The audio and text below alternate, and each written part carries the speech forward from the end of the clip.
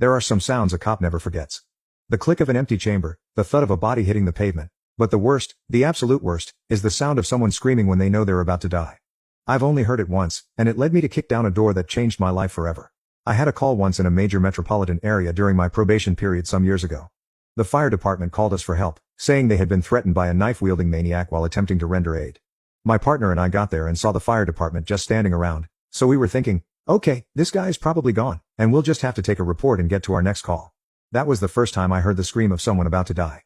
The shrill terror in a person's voice is completely distinguishable from an everyday scream for help or a yell of anger. It sends a effing shiver right down your spine. My partner and I didn't have time for backup to arrive or make a tactical plan, so we entered an apartment building by ourselves and followed the screams until we located the door they were coming from. I kicked in the door, and we entered to find that same knife-wielding madman stabbing a woman in the chest. Shots were fired, and the man went down.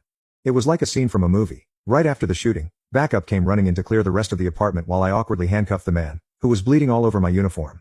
A bullet had shattered one of the two bones in his forearm, either the radius or the ulna. There was blood everywhere, and you could smell it in the air. This was also the first time I held someone as they were dying, which, I can tell you, isn't pleasant. The man passed away shortly after in the ambulance, despite the fire department already being on scene. We later discovered he was on drugs and suffering from mental illness. He had attempted to kill himself a week prior and failed, so the higher-ups believed this was his way of finishing the job. The woman survived. What's the most terrifying sound you've ever heard? Let me know in the comments.